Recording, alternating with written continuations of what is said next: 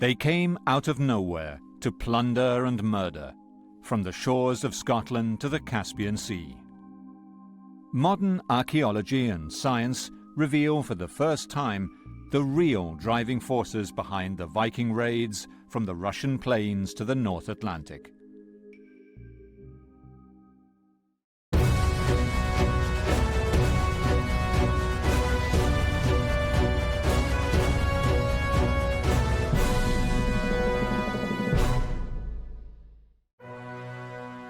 While Viking enthusiasts of today live the life of the Scandinavian warriors and fight set-piece battles at the festival of Volin, scientists and archaeologists from all over Europe are making groundbreaking discoveries.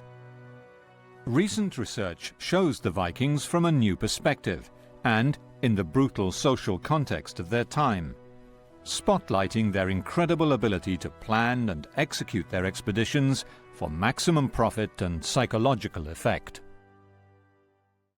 At the time when the Vikings attacked, there was starvation in England. There were dragons in the sky when the Vikings came.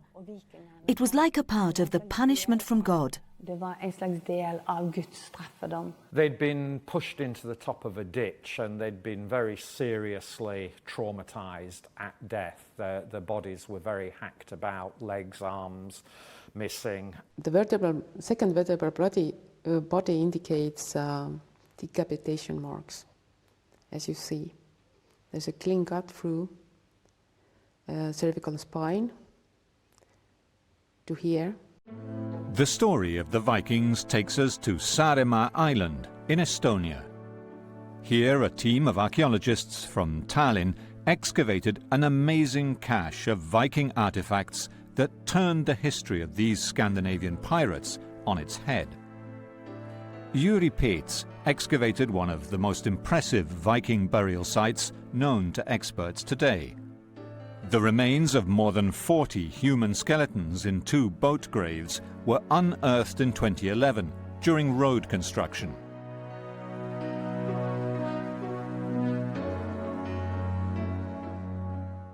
We can say for sure that it was a battle grave and that there was a sort of big battle. I mean, 40 bodies in 2 ships. That says it all.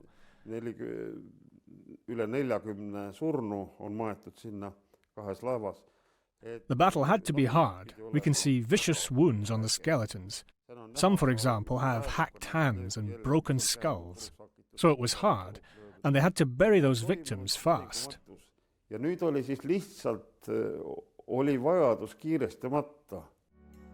Tallinn researcher Riley Alme is studying bones of the Saaremaa warriors and how they died.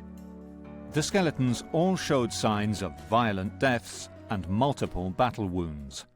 The upper arm is cut into 4 pieces. There are more than 4 cuts into the bone.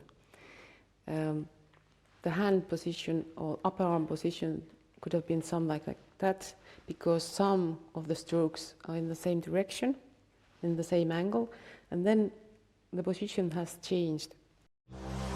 When the team from Tallinn applied modern dating techniques to the skeletons, they were shocked by what they found.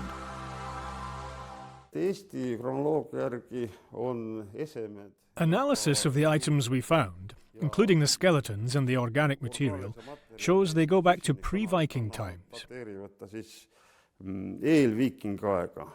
Incredibly, the ships and the bodies date back to at least 100 years before the first recorded Viking raid. Yet the weapons, the shape of the ship, and artifacts buried with them prove that the men found in the 2 boat graves came from Scandinavia. These 40 bodies show that Vikings were raiding at least a century earlier than scholars previously believed. We can be sure that these men were Scandinavian sailors who somehow met their death at Salme.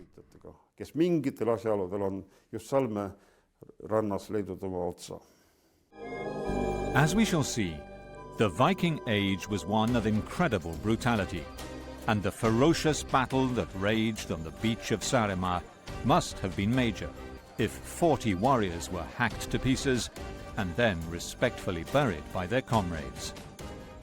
I think that during battle he fell down. He was attacked from behind, and maybe he fall down. He was fighting probably because the cuts are in his right upper arm.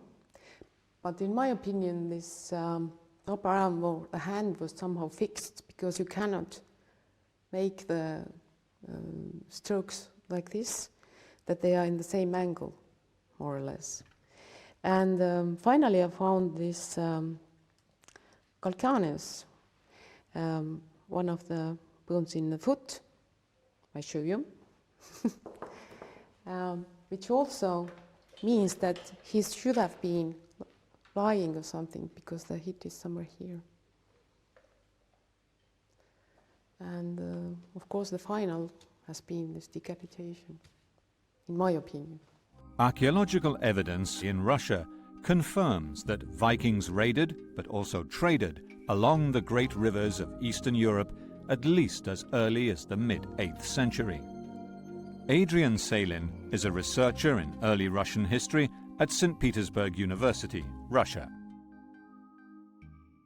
No one knew what was in ancient Russia.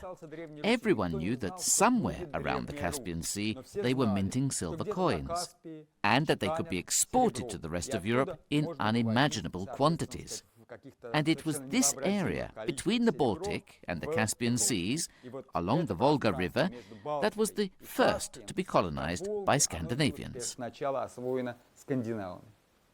Here at Staraya Ladoga, on the shores of the Volkhov River, tree-ring dating of wooden objects, such as this stick carved with letters of the Viking alphabet called runes, shows that Scandinavian traders and warriors appeared here long before any mention of Vikings in the written chronicles.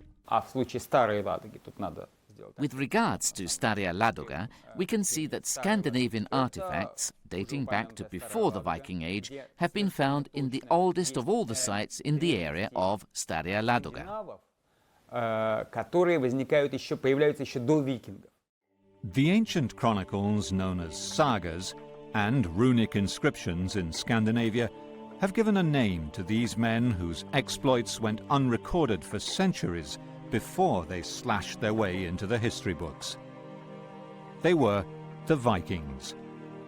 They were men and women who left the safety of their homes to explore and plunder distant lands, from modern-day Poland, Ukraine and Russia to the islands of the North Atlantic and as far as America.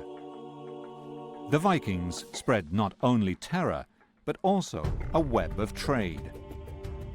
The mystery of where the Vikings came from and why they attacked has now been revealed.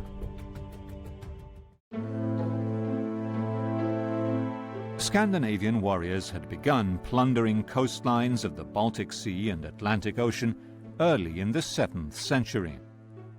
By the end of the 8th century, they had occupied the northernmost of the British Isles, plundered Scotland, and dispossessed the indigenous population, the Picts, whose monuments still stand on Orkney today. Well, I'm sure initially people came here trading, and that would have been the first contact, and the first contact would certainly have been on that level, and they would have been finding out what it was like in Shetland as a result of that. However, and you get objects appearing in the Pictish context showing that kind of link. The degree to which it did or didn't become aggressive, we don't really know. Here at Jarlshof on Shetland, the way the Vikings reused Pictish dwellings is clearly visible. What happened to the locals remains a mystery. Sometime in the 8th century, warriors from Norway came here and the Pictish culture disappeared. The term Viking really only applies to the very first settlers who were in that initial exploratory possibly raiding phase, which maybe in Shetland perhaps only lasted as much as a generation. I don't think it's as black and white as either you were a raider and a pirate or you were a farmer and had your own industry or soapstone industry or whatever it was that you did. I'm sure that all these roles were mixed up together and it's not clear-cut. Discover the past with exclusive medieval documentaries and ad-free podcasts presented by world-renowned historians from History Hit. Watch them on your smart TV or on the go with your mobile device. Download the app now to explore everything from our series on medieval pleasures to the notorious Knights Templar, the Princes in the Tower and the Battle of Hastings. Immerse yourself in the captivating stories of this remarkable era by signing up via the link in the description. The Vikings probably used hit-and-run tactics to raid coastal and riverside communities in Scotland and Ireland for decades, before they attacked a monastery in northern England, where they found more gold than they could imagine. But they did not come for plunder alone. A titanic struggle was underway, pitting the Christian empire of Charlemagne against the last pagans of Europe. The holy island of Lindisfarne is cut off from land during high tides. Today, tourists flock here for the seabirds. Monks first came here because it was isolated. In the distance, the Northumbrian castle of Bamborough was close enough for the holy men to exert religious influence and receive protection. No one expected the vicious attack of the 8th of June, 793. Chronicler Alcuin of York commented, "Behold, the church of St. Cuthbert, spattered with the blood of the priests of God, despoiled of all its ornaments. A place more venerable than all in Britain is given as a prey to pagan peoples." Alcuin of York, however, was far away in Aachen, the capital city of the greatest empire of Europe, ruled by Charlemagne, champion of the Christians. Charlemagne's drive northwards and the 30-year-long forcible conversion of the Saxons to Christianity brought his empire to the very edges of pagan Denmark. Inevitably, Christian chroniclers were the sworn enemies of the pagan Vikings. But, according to Marit Vea, the lead archaeologist at the Royal Palace at Aarvaldsnes, Norway, the pagans may have been reacting to Christian atrocities. At that time, Charlemagne was conquering territory after territory in Europe. And Charlemagne's war, well, his culture minister was Alcuin. He had been to Lindisfarne Monastery, for instance. The first attack known to us was at Lindisfarne Monastery. So one theory is that the raid was a response to Charlemagne's aggression.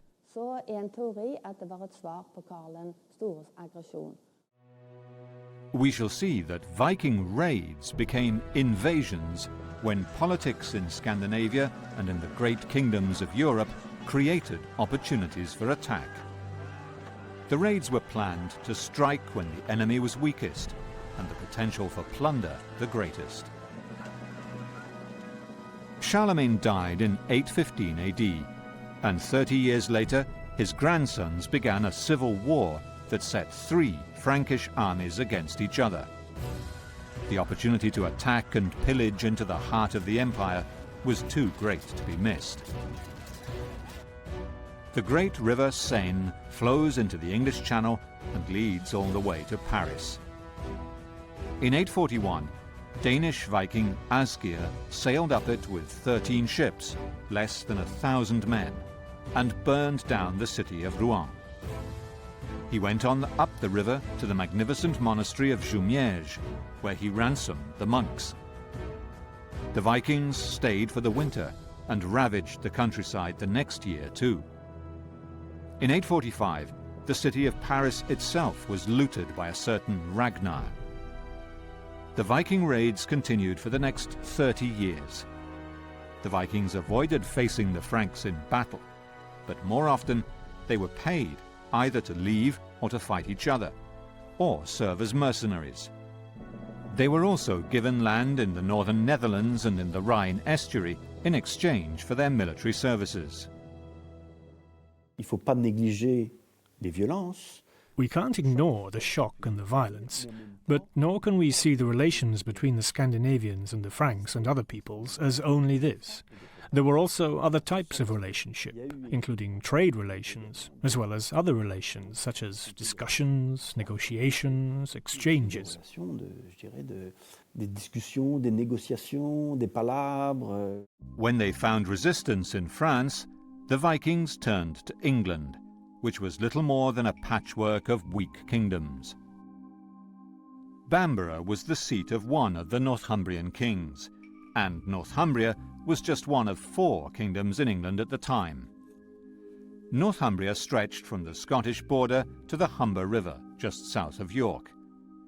It was divided into 2 sub-kingdoms, constantly at war with each other, while the middle of England was occupied by Mercia.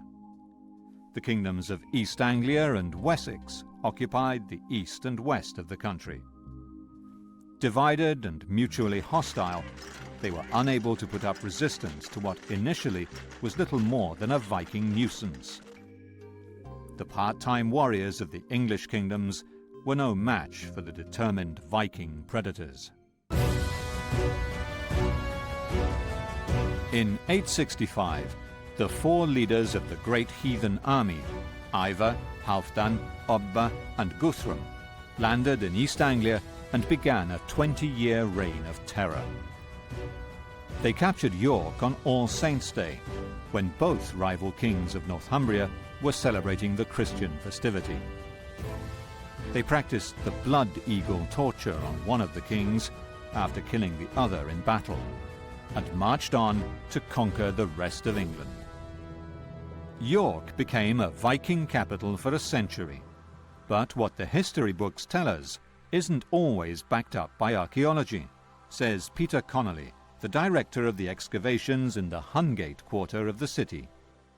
We talk about the archaeology of York as being Anglo-Scandinavian, so you have the Anglo-Saxon aspect and that Scandinavian aspect, and it's very difficult to tease those apart. So it already looks like we're dealing with a more cosmopolitan population than, say, the historical records would lead us to believe. The Jorvik Centre at Coppergate in York holds significant artefacts of Scandinavian origin, such as combs, which were a typical male adornment. But also this Saxon helmet was found in a well, while these boards from a Saxon ship were found as walls in a Viking storehouse in the Hungate area. After terrorizing the rest of northern England, Ivar captured Repton, an important religious and political centre in Mercia. This pond at the back of Repton School and below the churchyard is what is left of the Tyne River dock at the Viking fortress. Here in the churchyard, 250 skeletons, mostly male, were found gathered around a central grave dated to 873 by a Saxon coin. It was the year Ivar died. Nearby, at Heath Wood, hundreds of small tumuli suggest that this was the Viking military cemetery. In the same year, one of the other Viking leaders, Halfdan, raided into Scotland, but left some of his warriors to build farms.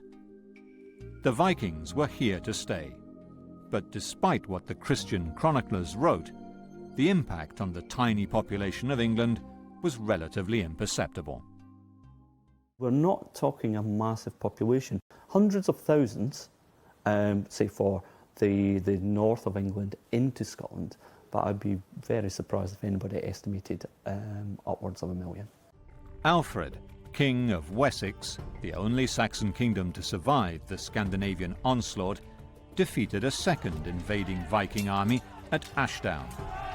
But the campaigns continued for nearly 20 years, with the Vikings drawing on help from Ireland, where Ivar's sons had settled.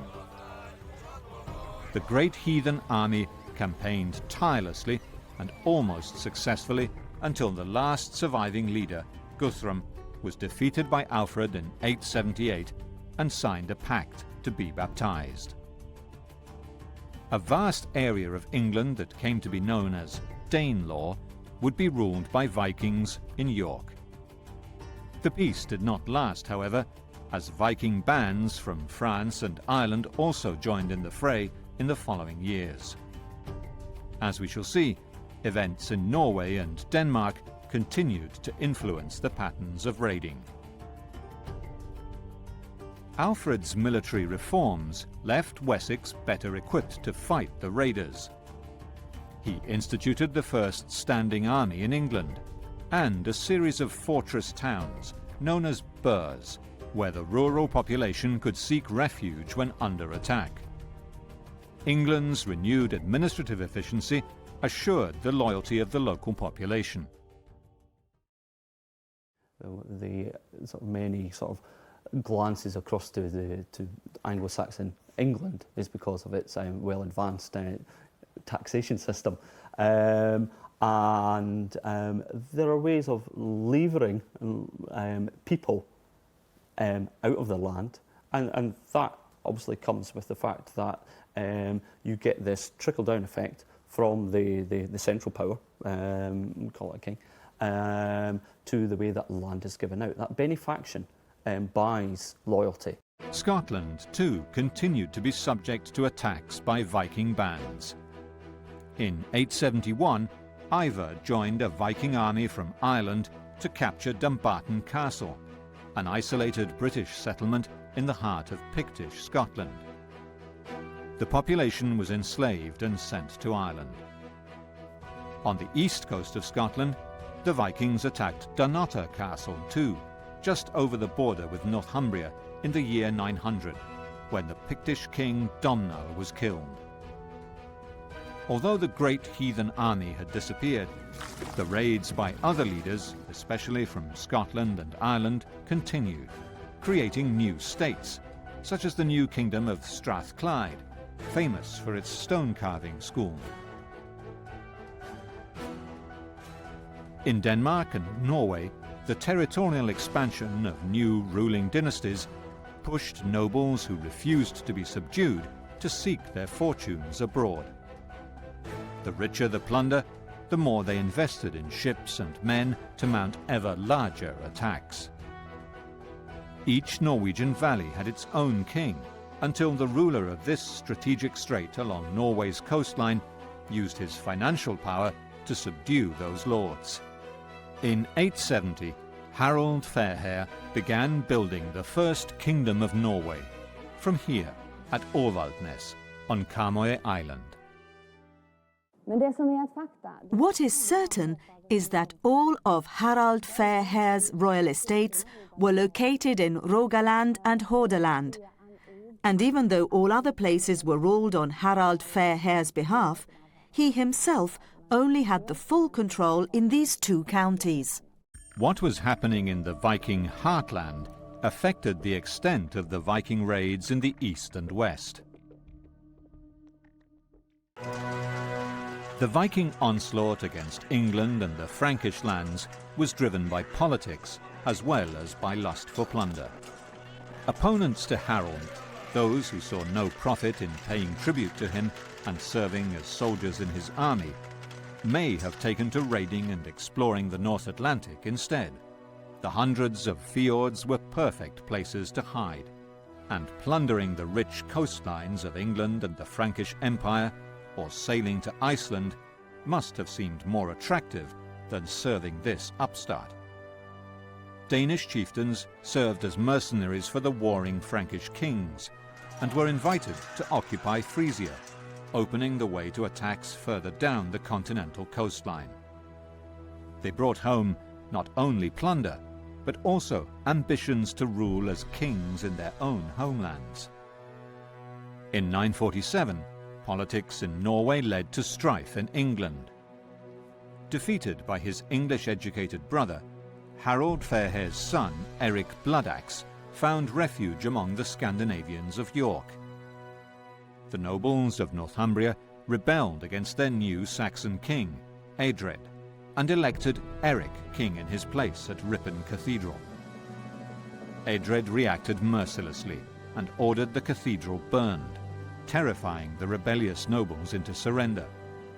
The Norwegian Viking was killed in battle after a second attempt to gain the throne. So if we think about Eric Bloodaxe, he is disposed of the king of the area in 954 AD. And it's around about 960 into the 970s that we see a whole new suite of development in Hungate. The area Hungate is in Jorvik now. It really is expanding past it.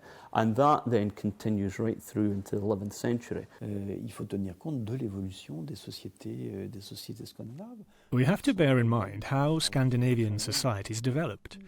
They themselves were the result of interaction with outside societies. But this too is subject to debate, because we can't imagine that all the stimulus for evolution comes from outside, as has been said. But there were developments within Scandinavian society too. Il y a aussi une évolution interne propre aux sociétés scandinaves.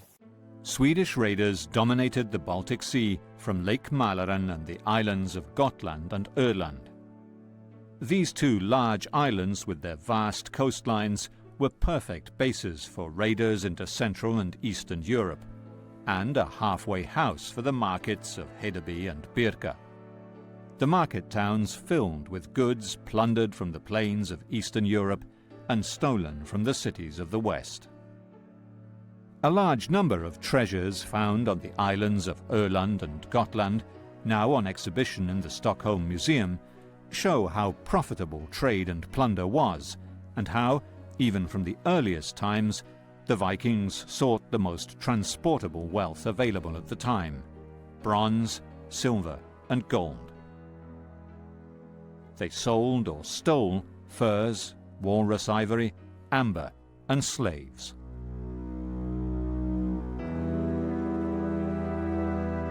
The Vikings had been raiding and trading along the rivers of Central and Eastern Europe for centuries, before their first raid was recorded in the West. As far as I know, today the widespread belief is that the appearance of the Vikings in Eastern Europe is linked to their interest in silver that goes back to the 9th century. Between the 800s and 900s, so in the 9th century, several million silver dirhams were exported from the Caspian Sea area. There were no distinctions between raiders and traders.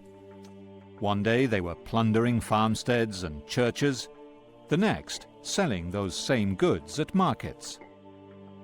One such trader was a certain Norwegian seafarer, Othera, who disclosed to King Alfred of England what the trade routes of the Viking explorers and warriors were.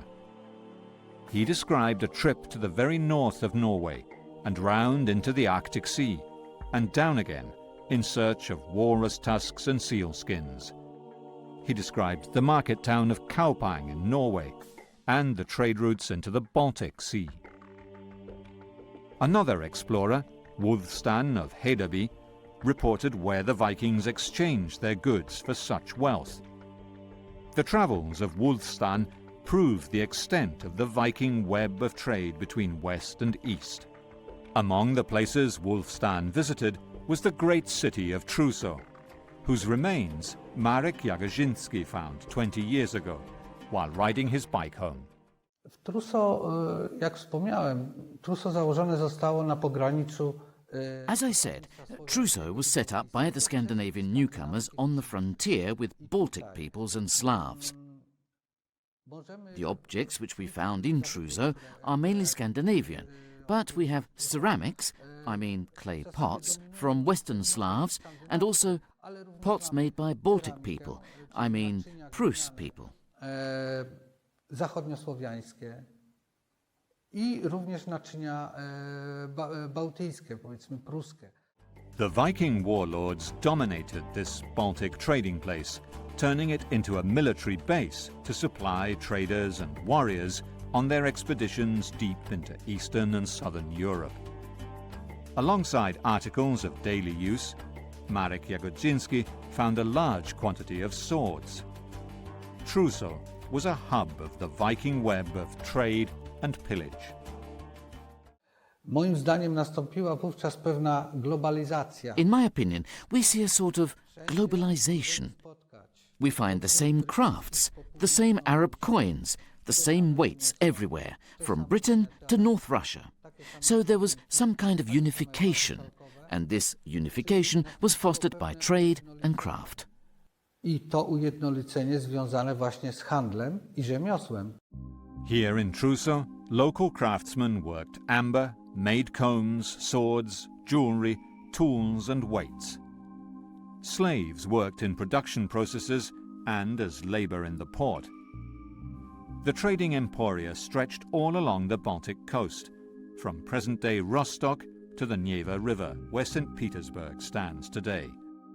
The Slavic peoples who inhabited this vast area lived in simple villages and used slash-and-burn agricultural techniques. They were easily dominated by the predatory Vikings.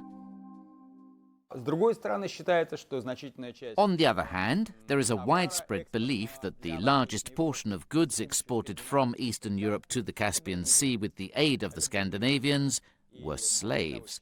It is even said that in the 10th century, the Arabian slave markets were full of slaves from Eastern Europe. The Vikings turned their military outposts into market towns, where traders paid them for protection. The Scandinavians forged new trade links between East and West. In 841, while in France the Northmen were burning down Rouen, a Scandinavian warrior, Rurik, and his two brothers founded the Kingdom of Novgorod. They were invited by the Slavic tribes of present-day Russia to give them peace and protection. The finds here, at Rurikovo Gorodište, just upstream from Novgorod, show a significant Scandinavian presence. The Viking artifacts that have been found in the Novgorod area are connected both to trade and warfare. We find not only weapons, but also scales and silver in the Scandinavian graves, which suggests that the dead person was a trader. The impressive rivers and lakes of northern Russia were the heart of the early Viking conquests.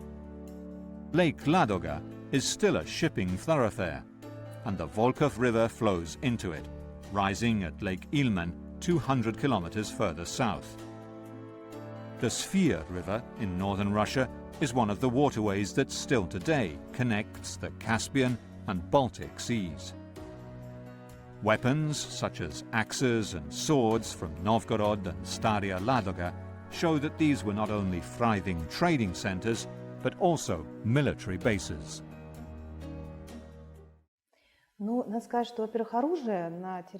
We have to say that very few Scandinavian weapons have been found in the Novgorod area, while objects to do with trade and everyday life have been found in great quantities.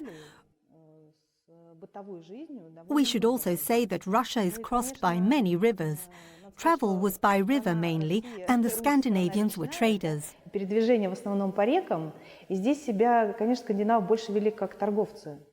50 years after the first recorded raid against Lindisfarne, Vikings had penetrated the Eastern European river system as far as the Black Sea.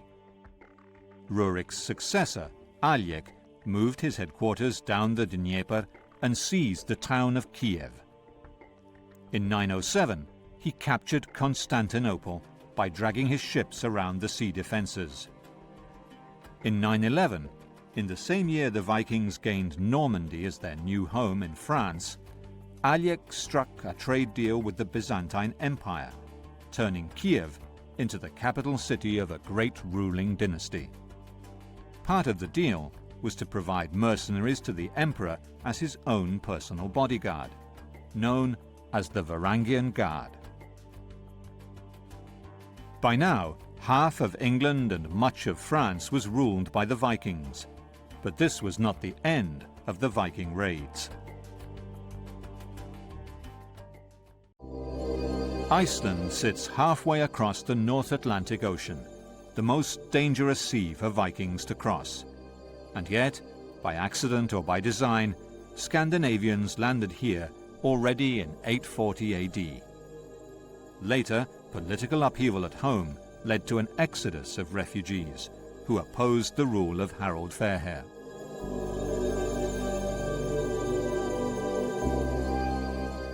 The Vikings who left Norway for Iceland found a completely virgin land and brought their social structures with them. The owners of the largest farms were also the high priests of the community and called Gothir. 40 Gothir held an Althing or parliament here at the Althing Stone every year. Here more than anywhere else, the early Viking way of life was preserved. From here, the Viking ships ploughed the seas westward to Greenland, where 2 settlements were established. From there, they travelled as far as the American continent. For the first time, around the year 1000, the travels to the land known as Vinland was recorded by a monk who sailed with the explorer Leif Erikson. The sagas tell us about the Viking trips to America. They are covered by the saga literature. We have to assume that there were many more voyages than described in the sagas. We have also found traces of Viking settlements in America. And there are also American Indian stories about these blue-eyed people that they met.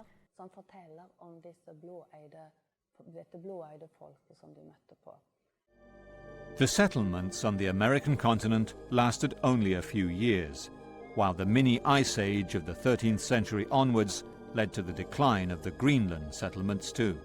In Europe, the violent Viking age was reaching its climax. In Europe, the Viking invaders struck fear even more than a century after the Great Raids. The first millennium AD was a time of widespread violence. In 2012, 18 skeletons were found in the grounds of St. John's College, Oxford.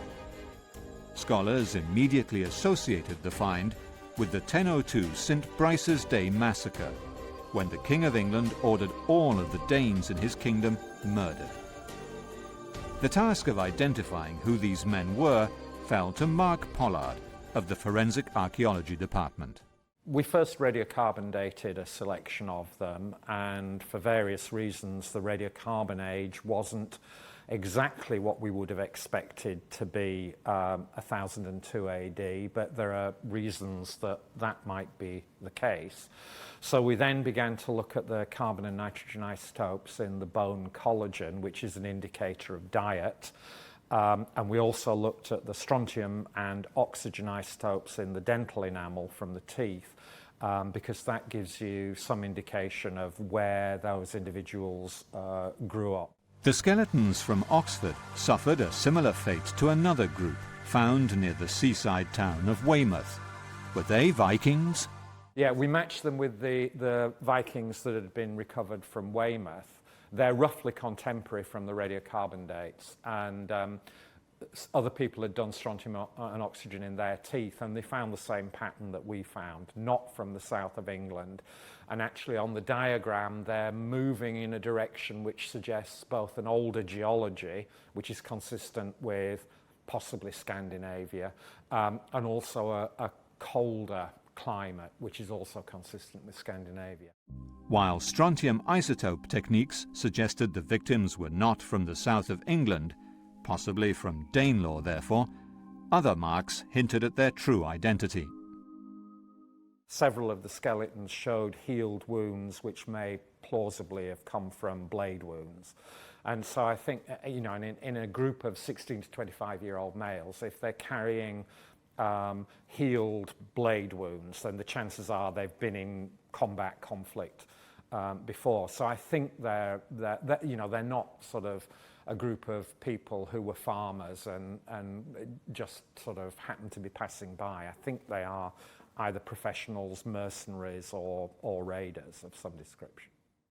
The beginning of the 11th century was a violent time, and national identities were less important than local and family ties. It's quite complicated to understand what identity would have meant at that time. I think, you know, we tend to use these titles of these are Danes and those are Anglo-Saxons, But all of this identity is a sort of a created identity, whether they are, when we say they're Danes, whether they're people who come from Denmark, or whether they might be second or third generation people born in Britain, but of originally Danish stock, and perhaps holding to Danish customs and practices, possibly dressing more like Danes than Anglo-Saxons. It's very difficult to know. Far to the north, in York, another victim of murder was found buried under the Coppergate streets. This skeleton shows multiple blade wounds, but knowing why this young man died is almost impossible. Why was the person killed? Obviously, we'll never know. It looks like it was violent, and you can tell that through the osteology. But if you were to try and pinpoint me down to see why can we bring that to an event, I honestly can't say we can. But what we need to bear in mind is that what this person represents is a bloody and violent end to somebody's life, still in an era, when a lot of this is going on. Although the legend of the violent Viking lives on, the true nature of their society may be different from what scholars have written for centuries. What archaeology is very good at is breaking down this idea that the Vikings are compartmentalised, the Anglo-Saxon world is compartmentalised, the Picts and the Celts are compartmentalised, and actually we start to bring that bleeding of the edges together, and we start to see a lot more complex society where people can define themselves. People obviously go to war about definition and power, but at the same time we get that input of continental imported goods. We see goods from Britain going abroad, and it just brings together, I think we make it a rich tapestry. Perhaps the most daring of all raids left Sweden for the furthest eastern edge of the Viking world. Around 1040 AD, Ingvar the Far-Travelled and a small army of 1,000 men left central Sweden for Russia and then on to present-day Georgia, then under Arab influence, where they won a decisive battle. The land ruled by Saracens was known as Sörkland. They may have crossed the Caspian Sea and reached Tashkent, but only one of the many ships returned home. 26 runestones in Sweden commemorate the men who travelled with Ingvar, but most touching of all is this one, now standing in the grounds of Gripsholm Castle on Lake Mälaren. It tells the tale of Ingvar's brother. Tolla had this stone raised in memory of her son, Haraldr, Ingvar's brother. They travelled valiantly far for gold, and in the east gave food to the eagle. They died in the south, in Sörkland. Ingvar may have been of royal blood, and his family were among the leaders of the international Viking elite who still led their warriors into battle 250 years after the raid on Lindisfarne. The most persistent myth about the Vikings is that they were thieves, they were pirates, they were great warriors, they always won all the battles, they were brave, they didn't fear death, and so on. But the truth is that they weren't better or worse than others at that time. They did live in a violent time.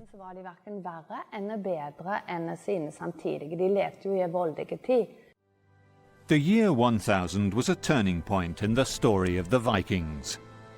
The era of the early raids was over, and Viking expansion had reached its high tide mark. But it was also the beginning of a century of even more bloodshed.